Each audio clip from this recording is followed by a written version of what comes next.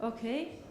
We approach to the last point, to the last part of the program for today, and we would like to invite you to the last debate of this day, Allies of the Mountains.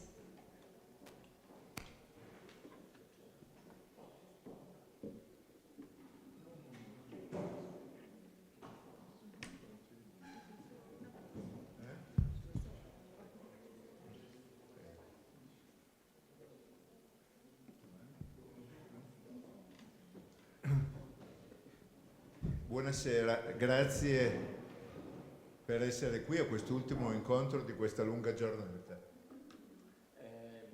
Good evening everyone, thanks to be here to the last leg of this long day. Non so se vi siete chiesti perché ci troviamo qui oggi e soprattutto grazie a chi. I don't know if you've asked yourself the reason why we find ourselves here today and above all, thanks to whom. Sicuramente grazie al Museo dei Tatra che ha avuto la meravigliosa idea di questa conferenza Mountain Panorama, ma non solo. Thanks obviously to the Tatra Museum who had this wonderful idea of this conference Tatra Panorama, but not only to that. Ma anche grazie alle reti di collaborazioni che si sono consolidate in tanti anni di lavoro comune. Also thanks to the network of cooperation which have consolidated themselves in so many years of common work.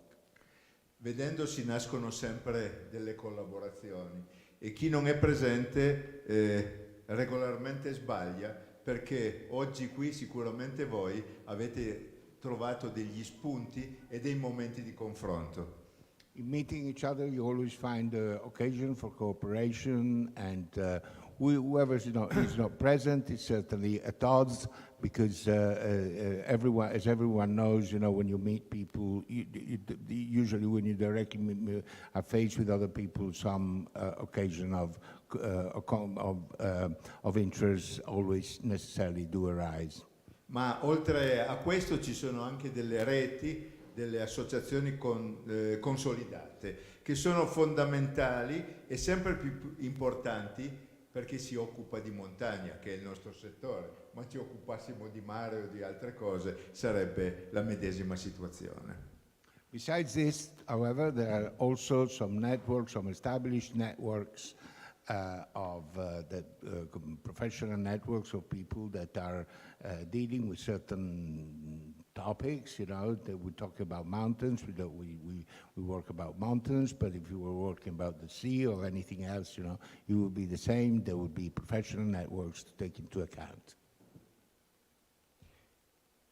Vi presenterò gli ospiti non tutti insieme, così guadagniamo un po' di tempo, ma man mano che interverranno.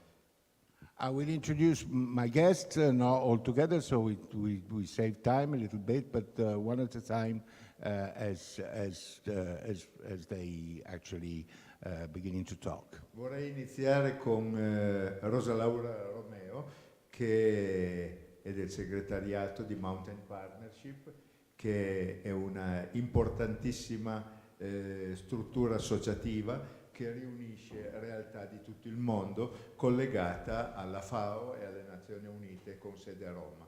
I would like to start with Rosa Laura Romeo, which is the General Secretary of Mountain Partnership, which is a very important association linked to FAO and to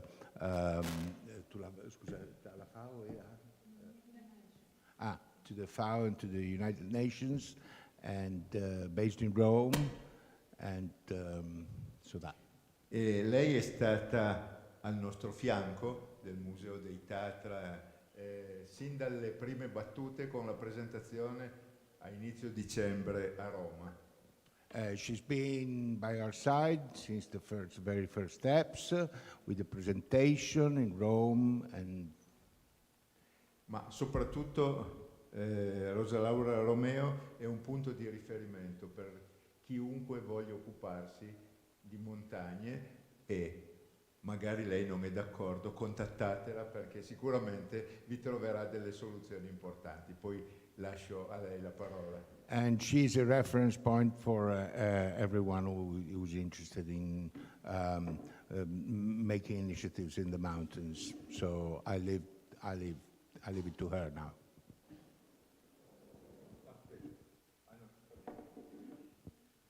Well, thank you very much for this flattering introduction. I think it's too much, but what is true is that I coordinate this United Nations Alliance. It's the only United Nations Alliance devoted to mountains, and the Secretariat is based in the Food and Agriculture Organization in Rome.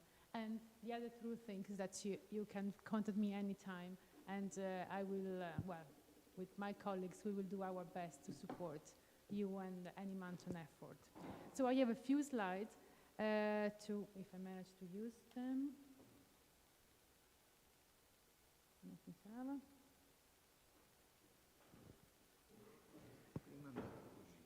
Sì, anche a me. No, va bene. Okay, sorry. Okay, we have heard a lot about mountain culture and mountain museums. Allow me to take a step back and tell you why mountains are globally important and why mountains are so relevant to deserve a United Nations Alliance. So the mountains are about 1/4 of the Earth's surface, and they host 1,100,000,000 people around the world. Allow me to say that most of these people are living in developing countries. More than 1 million people, in fact, a billion people are living in developing countries, because the mountains in the northern part of the world are almost empty. And this is a fact when we speak about mountain culture and mountain society that we need to take into account. So our mountains are almost empty. As we all know, mountains are very important because they provide to humanity a lot of very important goods and services. The most important one is by far water. Between 60 and 80% of the water we use for our life is coming from mountain areas. 2/3 of the agricultural land are irrigated using mountain water. And of course now, because of climate change, because of the changes in the hydrological side, this water is at risk. So the world is at risk, humanity is at risk, agriculture is at risk. We know also that most mountains were covered by forests. Now it's only 40%. We all know that our mountains are the result of centuries of anthropic work, not the impact of people on their land. So only 40% of mountains are now covered by forests. Of course, we have heard a lot today about the importance of mountain culture, and we know that mountains are very important for tourism. We are working with the World Tourism Organization to map out how many people are going to mountains for tourism every year, of course in pre-COVID or no COVID time.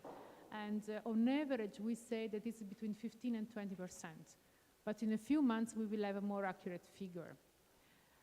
And the last point I would like to highlight here is a very sad one. We have been mapping the mountain vulnerability to food insecurity. So how many people are not going to have enough food for eating throughout the year. And this number, this rate, is growing since the year 2000. So we now have 1 in 2 rural mountain people, of course in developing countries, that is at risk of food insecurity. So as you can imagine, this is a very, very serious thing. So I'm trying to move to the next slide. Okay, I managed. Okay, so as I was saying, mountains are under pressure for many reasons. The cross chapter from the IPCC on mountains was just released, and is a very important document. It's very scientific, very technical, but it's a quite important reading, and it says very clearly that the impact of climate change in mountain areas is happening and is well beyond the 1.5 degrees already in many mountain areas. As I was saying before, mountain peoples continue to be the poorest and most malnourished in the world, while the tendency in the rest of the world is going towards increasing food security. In mountains is not the same, it's not the case. So as I was saying, COVID has compounded in a big way the vulnerability of mountain people. And this is because mountain livelihood, mountain economies are based on three main pillars: agriculture, tourism, and remittances.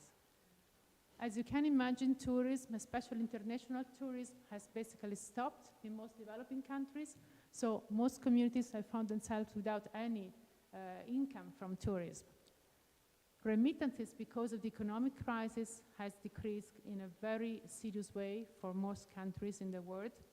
And also the agricultural activities have been suffering a lot because of COVID, because of the lack of tourism, because of the lack of middlemen being able to go to the mountain and buy these products, and because, as you know, the livelihood in mountain areas is mainly based on women, and most women are not able to, are not allowed to drive a bicycle, to ride a bicycle, etc. So agriculture, remittances, and tourism, they have all suffered a lot. So the three pillars of the mountain economies have been very severely hit by the pandemic. Okay, now I move to something different. How mountains became relevant into the United Nations agenda. I have highlighted here a few key years. Basically, one of the very first time that mountains were included in the discussion in the United Nations was in 1992, in the very famous Rio 21 agenda. The chapter 13, was devoted to mountains. 10 years later, at the request of Kyrgyzstan, the first International Year of Mountains was proclaimed, and during the same year, the Mountain Partnership, this United Nations Alliance where I work, was founded. Then, between 2002 and 2022, a lot of regional activities took place. So we have the Carpathian Convention in this area, we have the Alpine Convention, the Andean Initiative, the African Regional Mountain Forum. So some kind of structure were developed around the world to support mountains also at regional level. And now, again, at the initiative of the Kyrgyz government, we have again an International Year for Sustainable Mountain Development. So a few words now about this mountain partnership. So it was founded back in 2002. It's the only United Nations alliance for supporting mountains and mountain people, mountain environment. It's a very big alliance. It started in 2002 with less than 40 members. Now we have more than 450. There are a few of them in this room, and I'm very pleased to see them, including the Tetra Museum and the friends from Slovakia. As you see, there are 60 governments and many civil society organizations.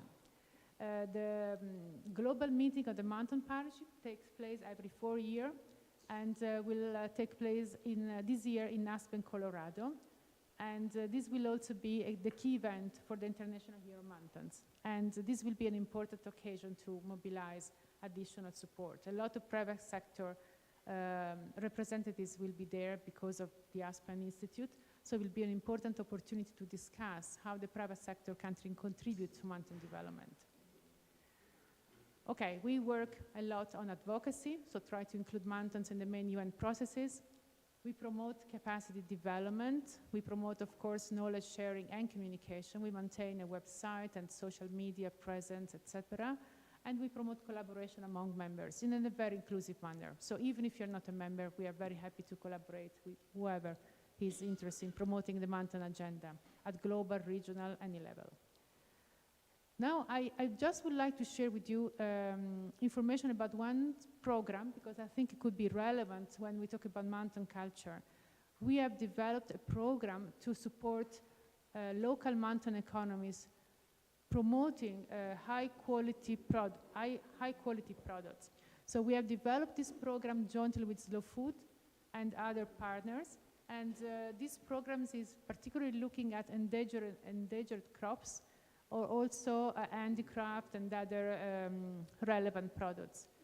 It's based on the local culture, and is promoting products by adding a label with a story, and it benefits from the slow food experience. So there are a number of criteria that you can imagine: altitude, small scale, etc. And I would like to tell you this: we have also collaboration for promoting handicraft with an Italian Haitian fashion designer. She has been working with us in Kyrgyzstan, and a few months ago she went to Peru, and she's producing collection with the local communities, with the local women. She leaves all the models, all the rights with the local communities, and the products for Kyrgyzstan were presented at the Milano Fashion Week, and she's planning to do the same with Peru. So this is a way to add value to the local tradition.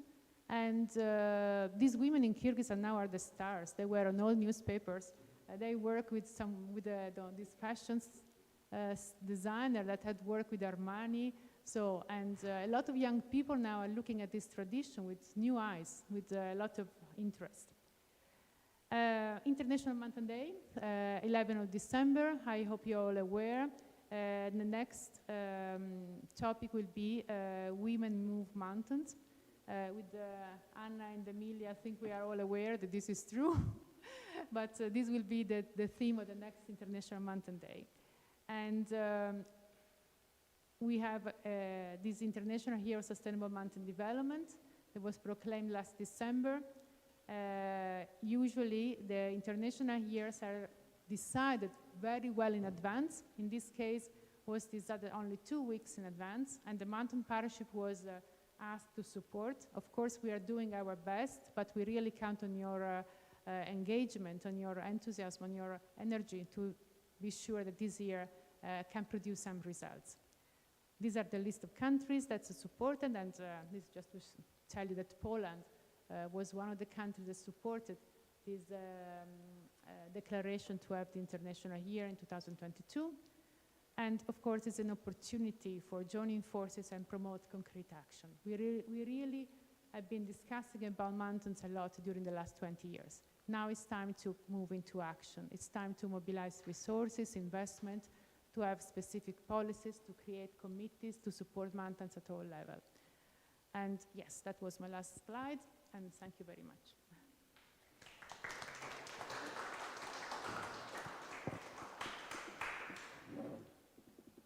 Molte grazie. Prima di passare alle associazioni nate negli anni 2000, dobbiamo portare un momento di attenzione ai club alpini che sono nati tanti anni prima.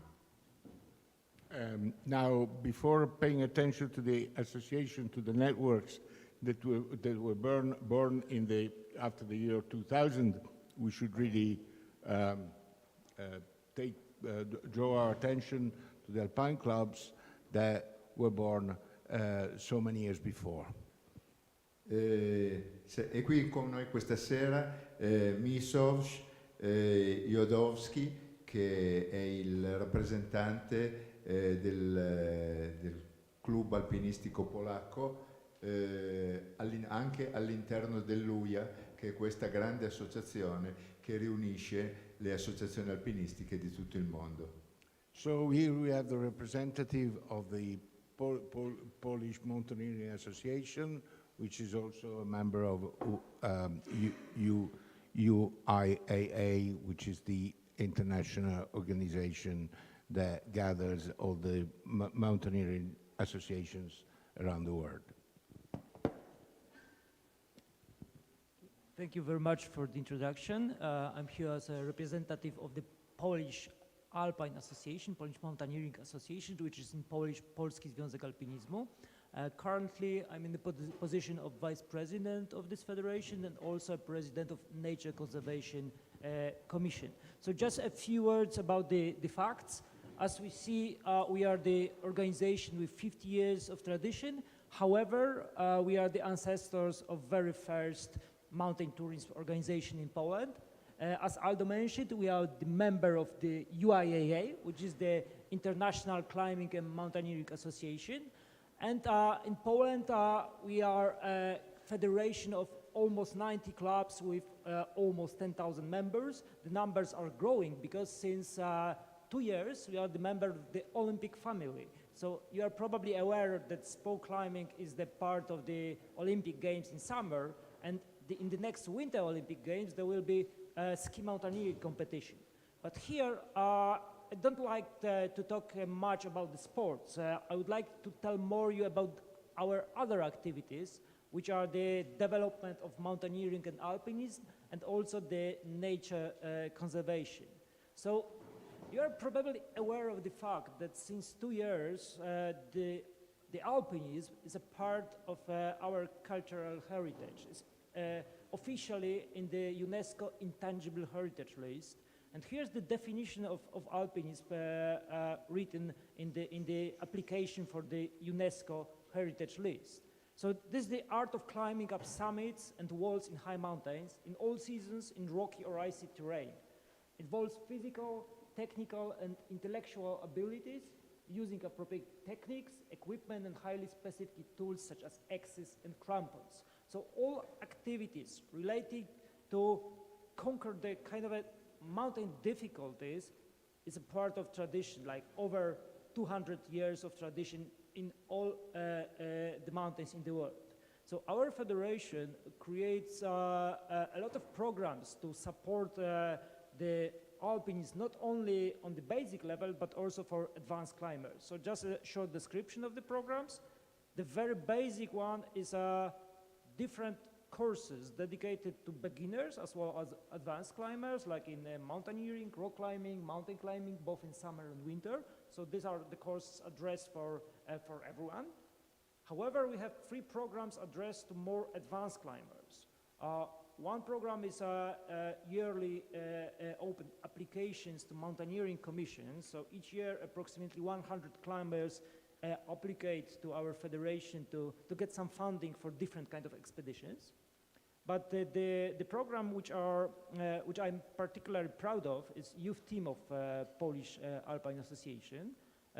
This year we've got like 20 climbers in the age of 18-25. So these are they are future stars in alpinism. So we have a program dedicated for them.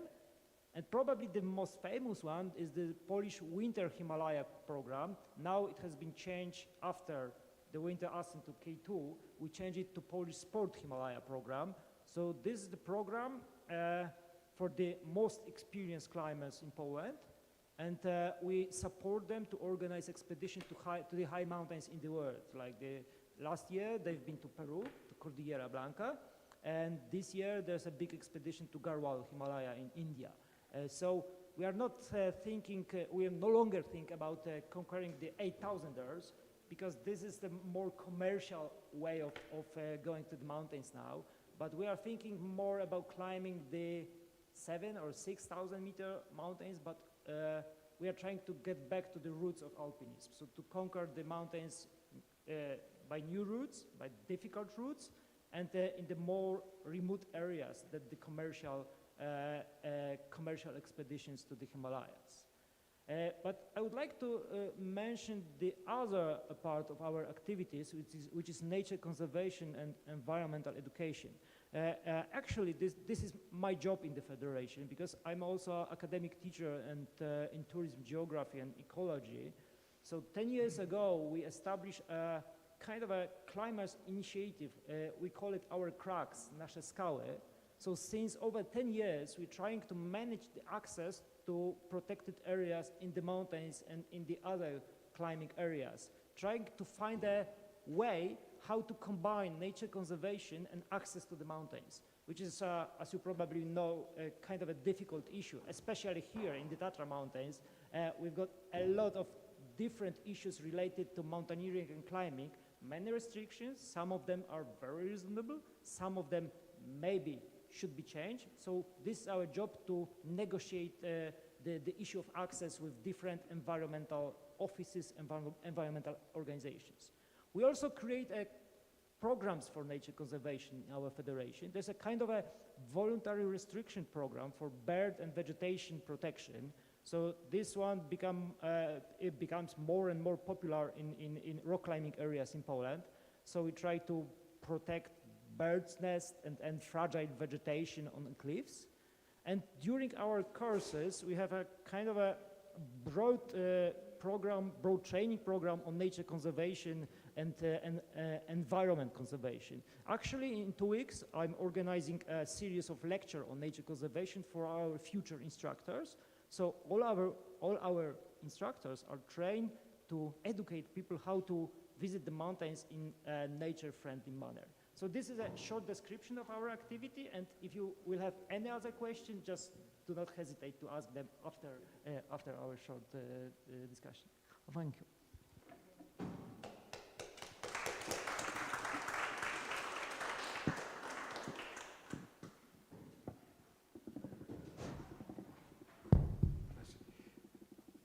Molte grazie per questa testimonianza.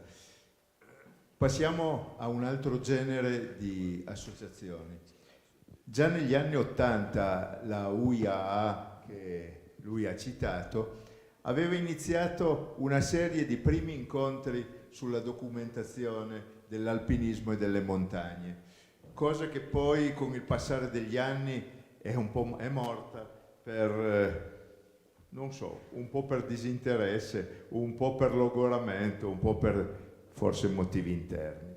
Arriviamo alla fine degli anni 90. Alla fine degli anni 90 si sentono delle nuove esigenze, quelle di riunirsi. Scusa Aldo. Oh, scusa. This is the, well, in the 80s they started, the UIA started taking care for this. The UIAA started taking care of this new organization that were emerging about the mountains. This interest, however, it sort of declined, and throughout the 90s, and then, okay. Scusate. Allora, ci troviamo alla fine degli anni 90. Alla fine degli anni 90 nascono delle nuove esigenze nel mondo della montagna di contatti e soprattutto la necessità evidente, sempre più evidente, di associarsi. At the end of the 90s, new needs were emerging in the mountain world, and it was ever more evident the specific need from various paths of getting forming some kind of association. Il cinema di montagna di cui ci ha parlato questa mattina Bernard Germain si stava sviluppando e sono nati in tutto il mondo delle realtà, dei festival. Mountain cinema, was developing all over the world, and in various parts of the world they started a new film festival started. Ci si incontrava di già attorno al mondo e in questi incontri è nata l'idea dell'International Alliance for Mountain Film di cui vi parlerà Angelo Schena. Oggi avrebbe dovuto essere qui presente con noi il presidente dell'Alliance, Habi Bayarzarra di Bilbao, oppure Marco Ribetti, che per problemi istituzionali del Museo della Montagna non è qui, e invece rappresenta l'Alliance Angelo Schena. So somebody else should have been here to represent this organization, its chairman, and this hasn't been possible for a variety of reasons, so the International Alliance for Mountain Film will be represented by Angelo Schena. Angelo Schena all'interno dell'Alliance è il rappresentante del Festival del Cinema di Natura di Sondrio. And within the International Alliance for Mountain Film, Angelo Schena is the representative for the Mountain Film Festival of the township of Sondrio. Thank you very much. I will speak in English, but not so well like before, but I beg your pardon. So yes, I was the president until 2 days ago of Italian Alpine Club Film Library, which works for mountain film. But is there really a film genre of mountain? There are many discussions on this, because some film do not belong to just one gender. For example, 7 Years of Tibet by Jean-Jacques Hano with Brad Pitt on the story of Henry Carrer and Tenzin Gyatso, who will become the 14th Dalai Lama, is an example. Carrer had been taken prisoner by the British Army while he was attempting to climb Nanga Parbat for the first time. He manages to escape from the camp where he was locked up and reached Lhasa. And there he will become a close friend of the Dalai Lama. Is it an adventure film, a drama, a mountaineering film, a historical film? There could be many examples, and there are those who argue that the definition of mountain cinema is a pure invention, and that we should simply speak of cinema.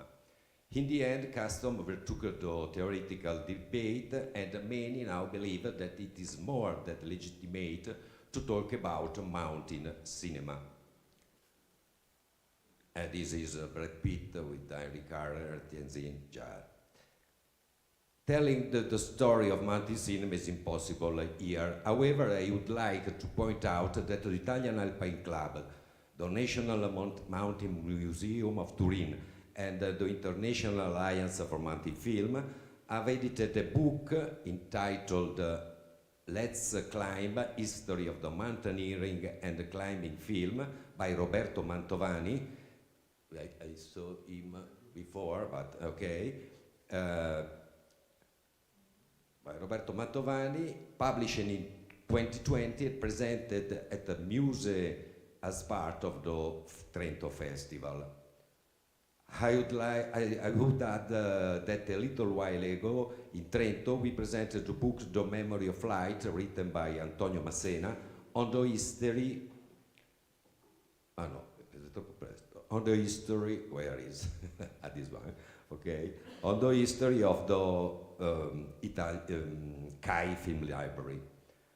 The first mountain film is considered Cervino or Matterhorn 1901 by an anonymous and was made not long after the invention of cinema, which is agreed upon in the screening of the film La Sortie de l'Usine Lumière à Lyon by the brothers Louis and Auguste Lumière.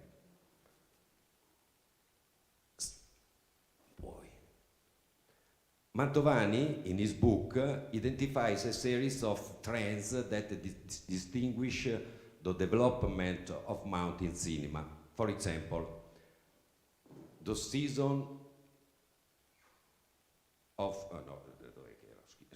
the season of Berg film with Arnold Fanck, Louis Trenker, and Leni Riefenstahl, the conquest of Everest, K2, and the other mountains of the Himalayan and Karakorum.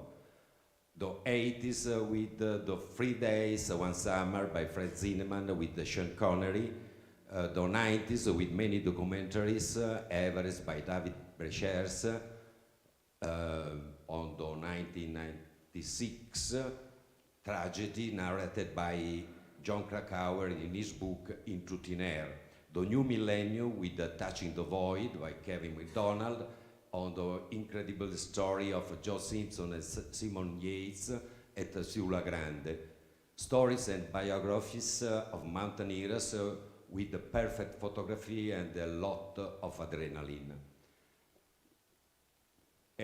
Today's cinema with the greatest of mountaineering, such as Tommy Caldwell with the Dawn Wall by Josh Lowell and Peter Mortimer, the route on El Capitan in Yosemite Valley is considered the hardest climb in the world, and Alex Arnold with the free solo on Alex's extraordinary feat on El Capitan face in free climbing without any protection.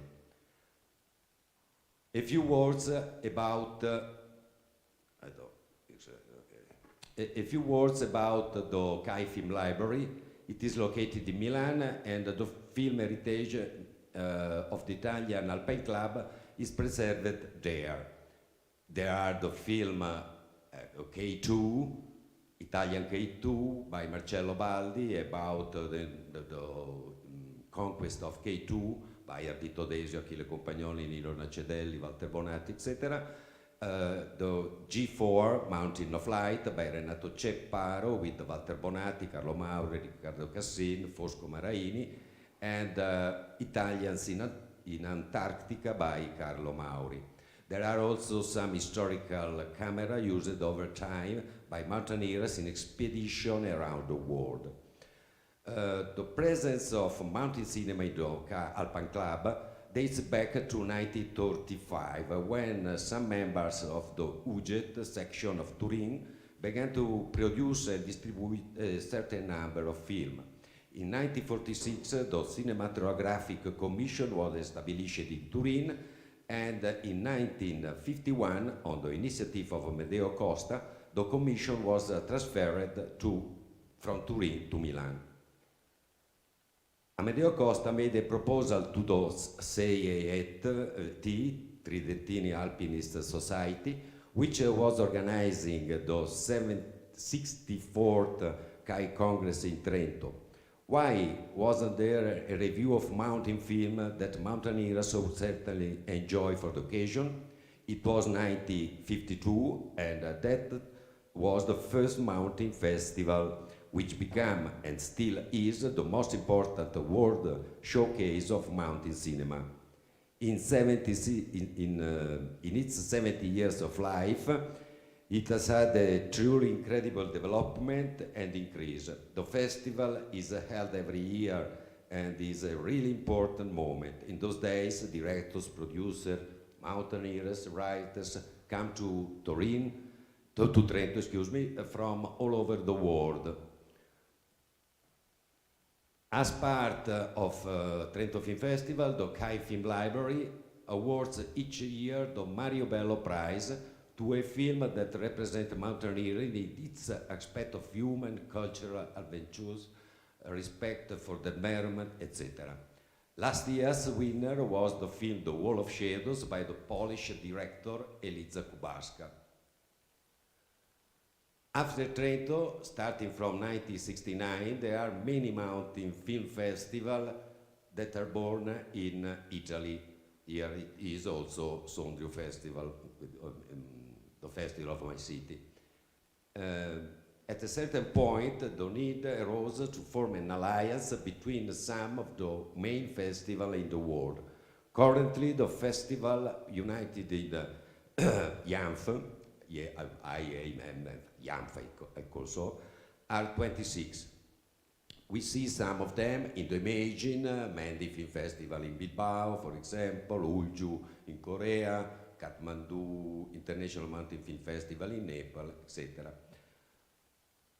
To these are added the National Mountain Museum of Turin and the Film Library in Gap, France, thus bringing the total members in 28 with 20 countries and 5 continents, Europe, Asia, Oceania, America, both North and South.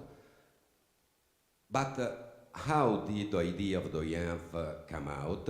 On 26 March 1999, Antonio Cembran, director of the Trento Festival, decided to organize a meeting of the direction of the festival guests of the city to talk about their respective experiences and organizational problems. So Mirai Chiocca and Jon Salaric and Mr. Aldo Disio, he is, met and chatted. On 4th and 5th February 2000, in the historical hall of Coat of Arms of the Museo Montagna in Monte dei Cappuccini, Turin, in addition to those presented in Trento, there were Jean-Pierre Jodon and Bernadette McDonald del Film Festival Banff di Canada. And she suggested the name of the association, International Alliance for Mountain Film. In the following meeting, yes, and this is the logo of, yes, okay. In the following meeting in Trento in May 2000, the logo was chosen by graphic designer Bruno Guglielmotto, consisting of a film that wraps itself up to become an alpine crest, you see in the right. Over the years, meetings and assemblies of members have been organized in the locality of the festival, which in the meantime increasing a lot. Some festival withdraw, for example Moscow Festival, other leave and then re-enter Trento and Telluride.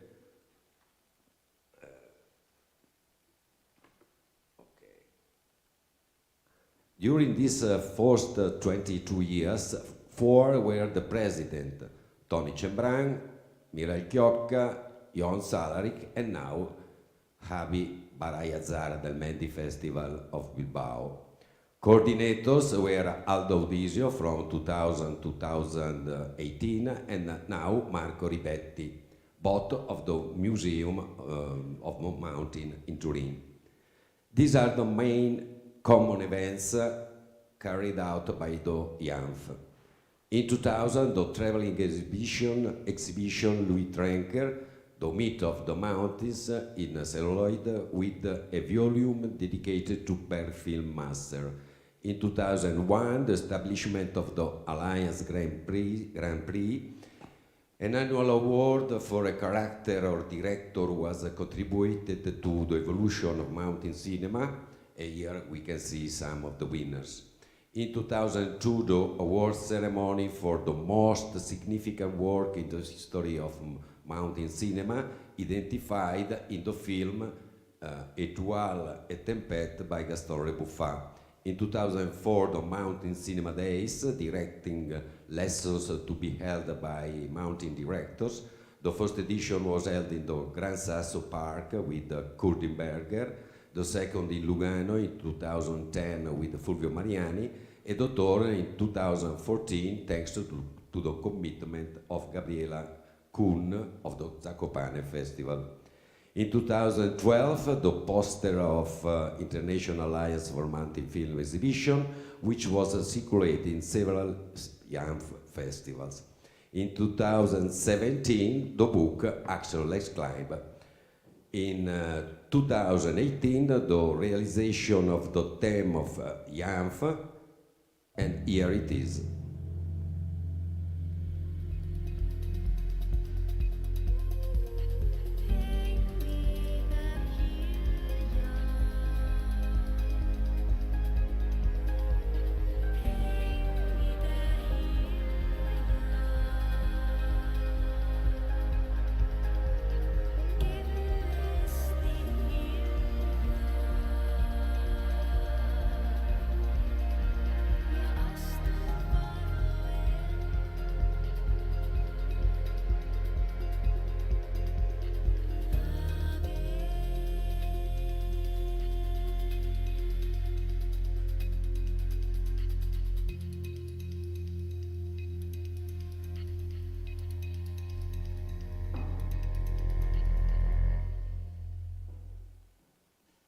In 2020, the creation of the book entitled A History of Passion 2020 by Sandra Tafner to celebrate the first 20 years of the Alliance's life. I can say that the IANF is a fantastic experience formed by a group of friends united by the same passion for mountain cinema, and despite 22 years of passage since the foundation, the objectives have remained the same: to promote, enhance and preserve mountain cinematography. Thank you very much.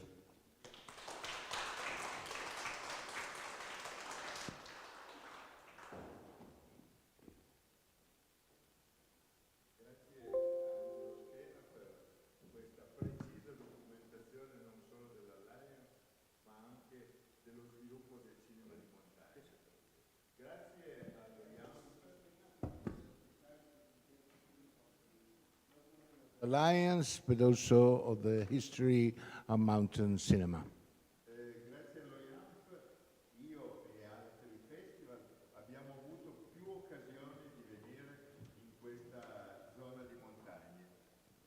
So thanks to the Alliance, myself and other people we've had the occasion of actually meeting in this area of the mountains more often than we expected to. Per il Festival di Cinema di Montagna di Zakopane, per il Festival di Cinema di Montagna di Poprad in Slovacchia, per il Festival di Cinema di Montagna di Teplice nad Metui e tante altre località. For the film festival, Mountain Film Festival of Zakopane, and for the Mountain Film Festival of Podrabi in Pobrady in Slovakia, and other localities. E il Festival di Teplice nad Metui. Sorry, Teplice, the Festival of Teplice in the Czech Republic. Un po' in linea con quello che era nato come l'International Alliance for Mountain Film, incontrandosi in più occasioni con Anna Vende Surniak, abbiamo pensato di declinare lo stesso tipo di associazione ai musei di montagna. So we wanted to actually start on the basis of our experience by applying the same degree of attention to mountain museums. Come vedete, questi percorsi incrociati di presenza di incontri hanno portato e hanno fatto nascere tante nuove realtà. So, as you can see, this crisscrossing of experiences made it so that many new realities could be born and could emerge. Ma non solo associazioni, anche scambio di esposizioni, di incontri, di conferenze, di momenti di lavoro comune. Not only associations, but also exchanges of experiences and of exhibitions and common work. Nel 2015 è nata l'IMMA, l'International Mountain Museum Alliance.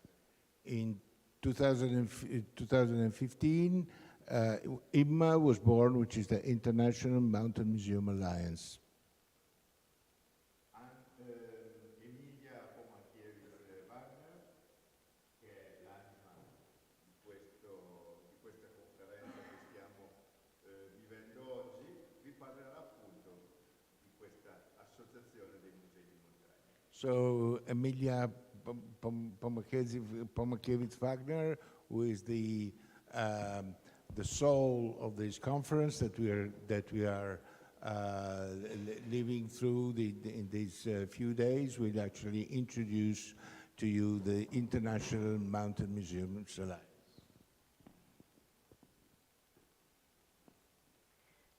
As Aldo already mentioned, the International Mountain Museums Alliance was officially founded on 11 December 2015 in Rome in the FAO headquarters, following a meeting during which it was constituted the previous day in Turin, in the National Mountain Museum in Torino. However, it's worthy also to mention that the idea to establish the IMMA was created earlier, exactly 2 years before, during the first unofficial meeting also in Turin.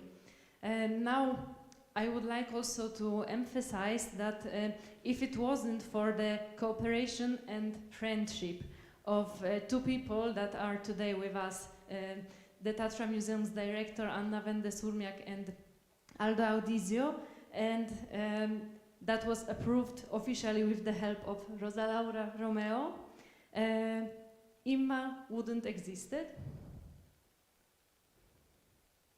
The IMMA was an effect of several years of cooperation between the Tatra Museum and the National Mountain Museum in Turin. It was established on the occasion of the International Mountain Day. The agreement was therefore signed by 5 institutions: the Tatra Museum from Zakopane, the National Mountain Museum from Turin, the Alpine Museum from Chamonix, the General Mountain Information Service from Sabadell, and the White Museum of the Canadian Rockies from Banff. The IMMA reunites museums and documentation structures from all over the world with the aim of creating a network for spreading and enhancing mountain culture in its many varied expressions through common joint activities. The main objective of International Mountain Museums Alliance is to intensify and reinforce collaborations among the various institutions. Furthermore, the common goal is the promotion of mountain culture and cultural heritage of mountain areas, the organization of mutual projects and exchange of experiences. Since 2015, IMMA members every year meet to the Assembly, during which they discuss the current issues and share the problems they are facing in their institutions. Every year we are hosted by another IMMA member. Of course, during the pandemic it was difficult, and yesterday we had our first meeting after the COVID pandemic. The previous two meetings were organized online. And here you can see the picture of our assemblies. Besides our annual assembly, IMMA members every December are celebrating the International Mountain Day. They are organizing in their countries different events and programs that correspond to the theme of the International Mountain Days.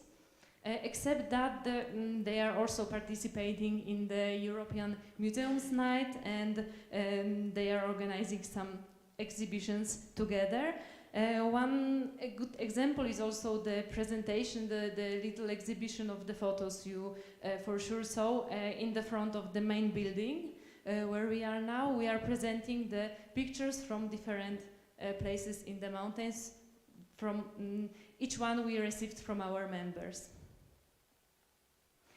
Now, IMMA consists of 5 official members: the Tatra Museum in Zakopane, the National Museum in Turin, the Alpine Museum in Chamonix, the General Mountain Information Service, the White Museum of the Canadian Rockies in Banff. Also, we have some honorary members, that is Aldo Audizio, and we are hosting guests that are joining our annual assemblies.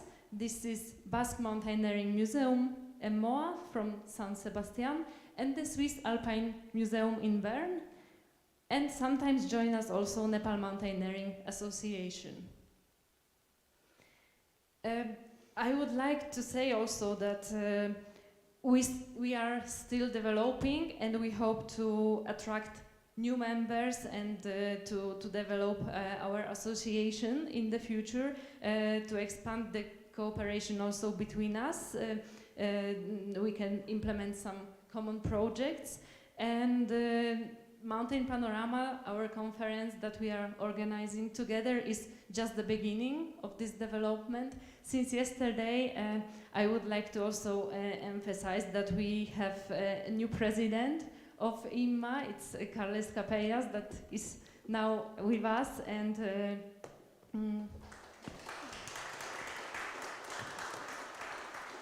the previous president was Director Anna Wende-Surmiak,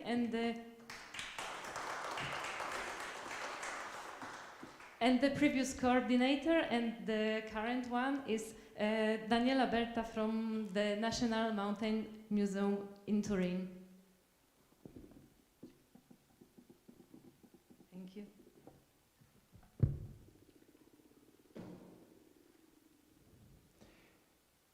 Devo chiudere con una nota di demerito per Emilia, perché si è dimenticata di dire che ieri lei è stata nominata manager organizzativo dell'IMMA, ma penso lo abbia fatto apposta. I must close with a scolding note for Emma, because she forgot to say that yesterday she's been nominated Managing Director of the International Mountain Museum Alliance, but I think she did it on purpose, so we won't blame her for that.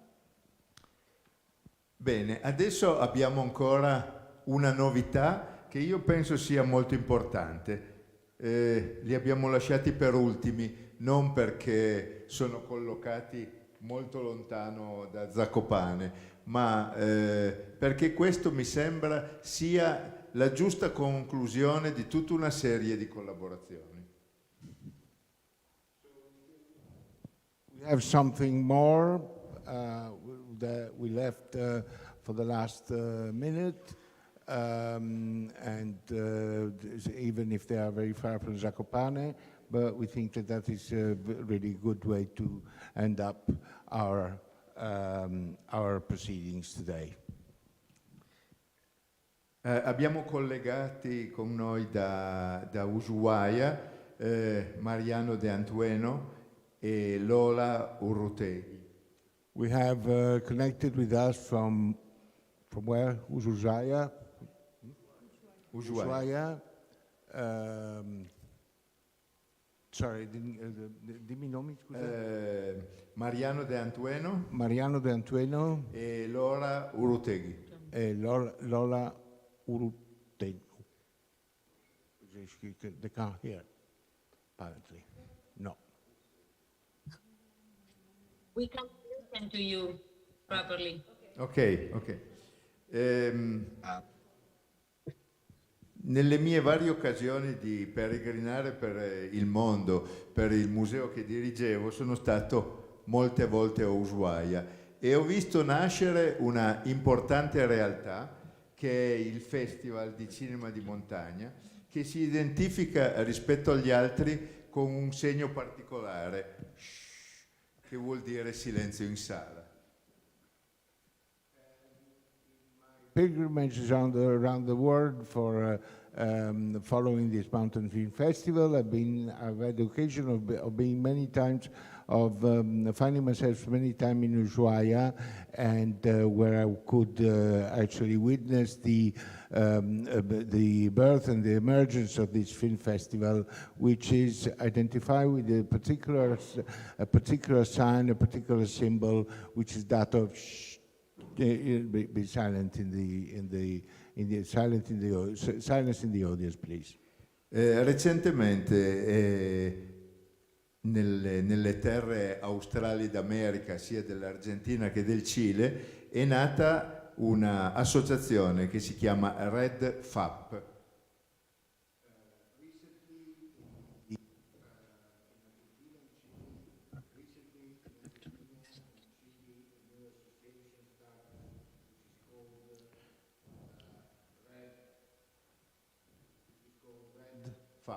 Red FAP. Red FAP è Red de Festivales Audiovisuales Patagónicos. Which is We couldn't listen what Aldo said, but we can listen to you. You are closer to the computer. che non hanno saputo niente, però si fidano. L'importante è che vi fidiate. The important thing is that you trust us.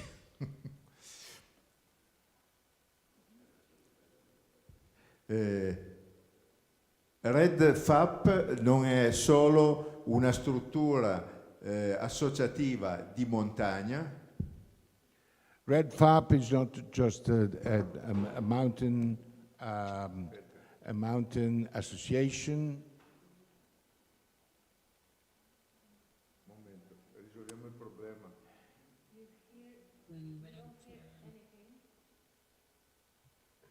Solo.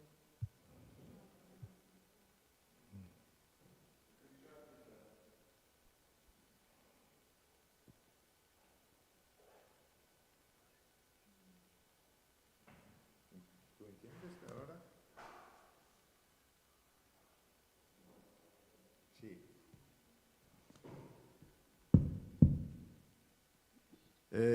Allora,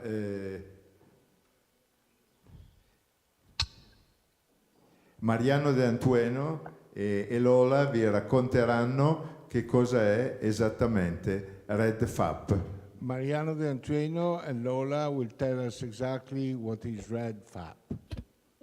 Ok, grazie. Okay, thank you. Can you hear us? Can you hear me? Yes, I can hear you. Will you share the screen with the presentation? Okay.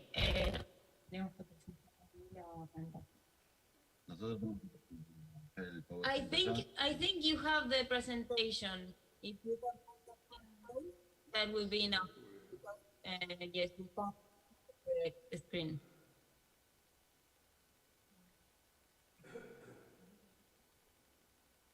Okay.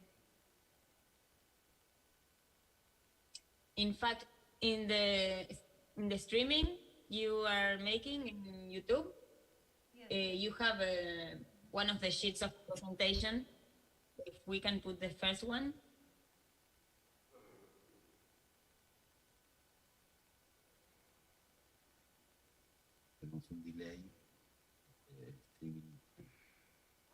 Yes, you can start.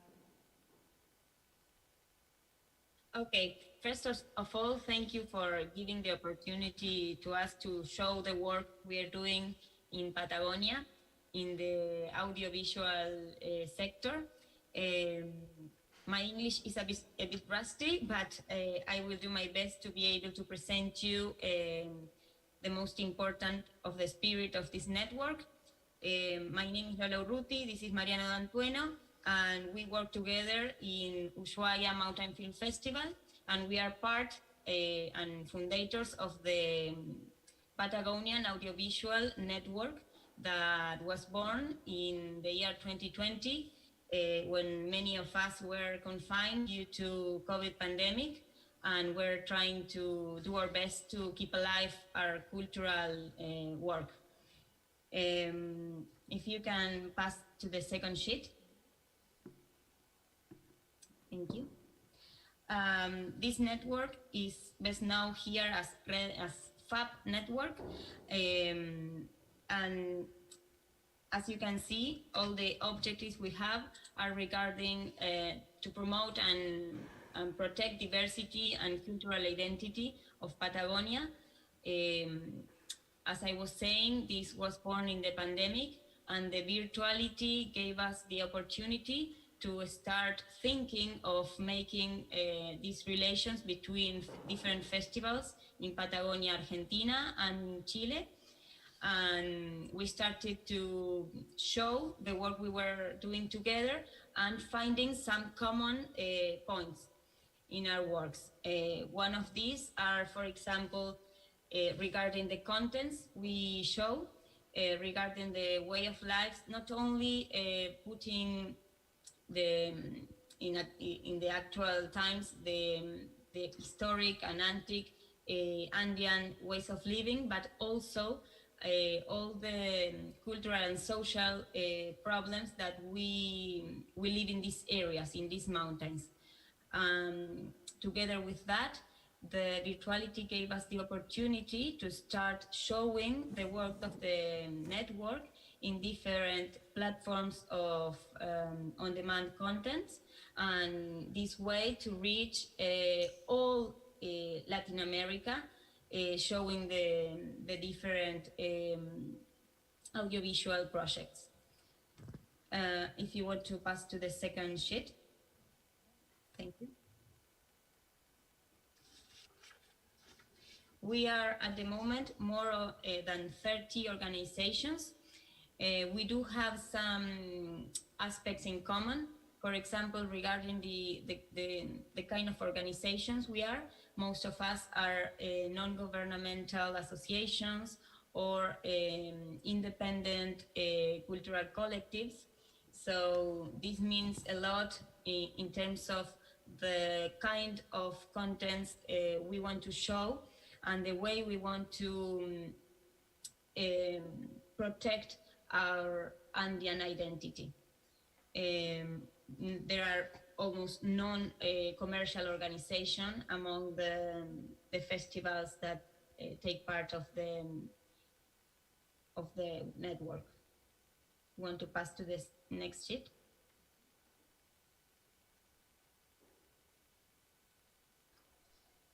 Okay, so here we show a bit of the regions the different projects from the regions they are, many from Argentina, Chile, southern Chile, northern Patagonia also, and Tierra del Fuego.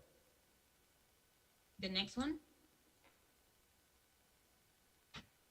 Many of these festivals or shows are very new, as you can see. There are only 3 or 4 of them passing the more than 10 years of realizations.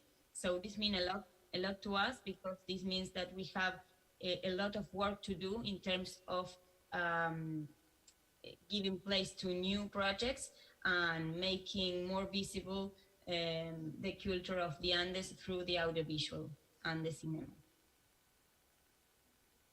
The next one.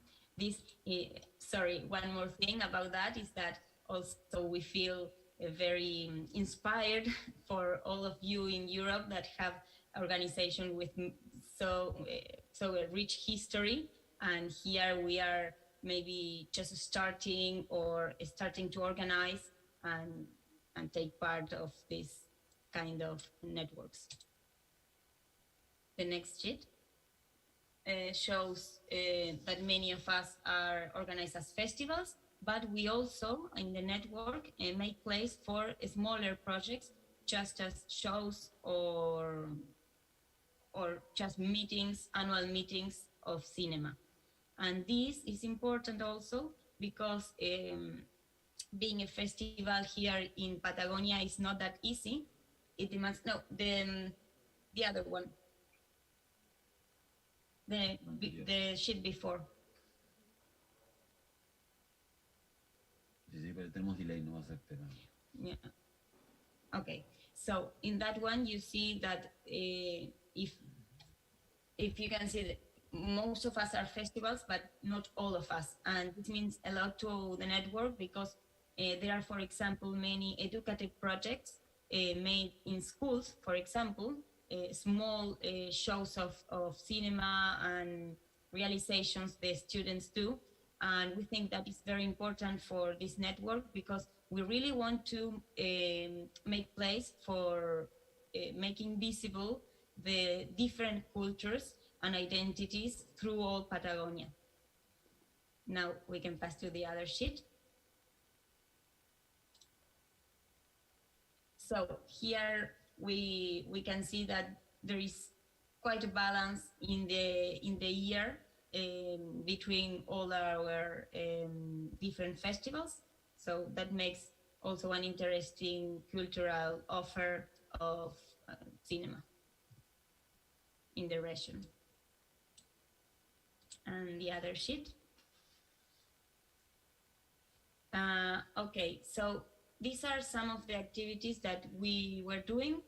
We are a very a very young network. So we haven't done a lot of things yet, but since 2020, we had present a series of lectures like this, inviting different specialists or cultural organizations to talk about their work.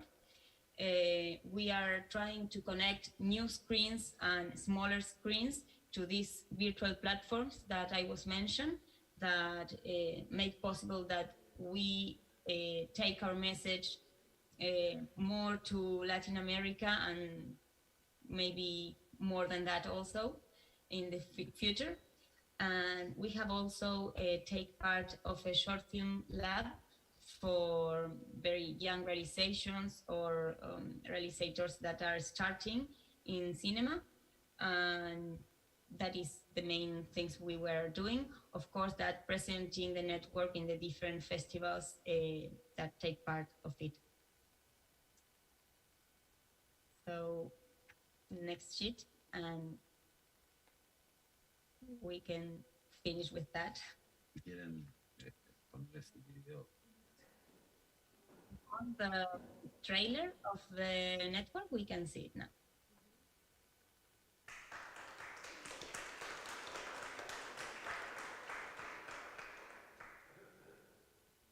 Grazie anche per averci illustrato questa esperienza e questa nuova associazione che è pochissimo conosciuta.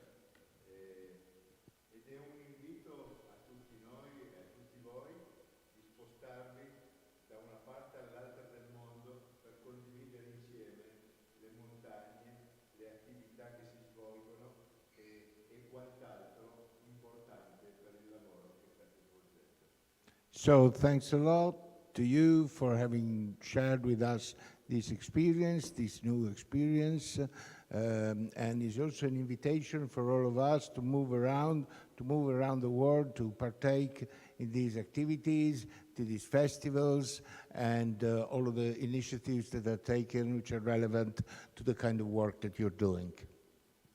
Siamo arrivati anche alla fine di questa prima giornata di Mountain Panorama. We got to the end. We got to the end finally to this to the last leg of this mountain first day of Mountain Panorama. Abbiamo sforato solo di 1 minuto e ci perdonerete. We're only 1 minute late, so you will pardon us. Buona serata a tutti, grazie. Have a nice evening, everyone. Thank you.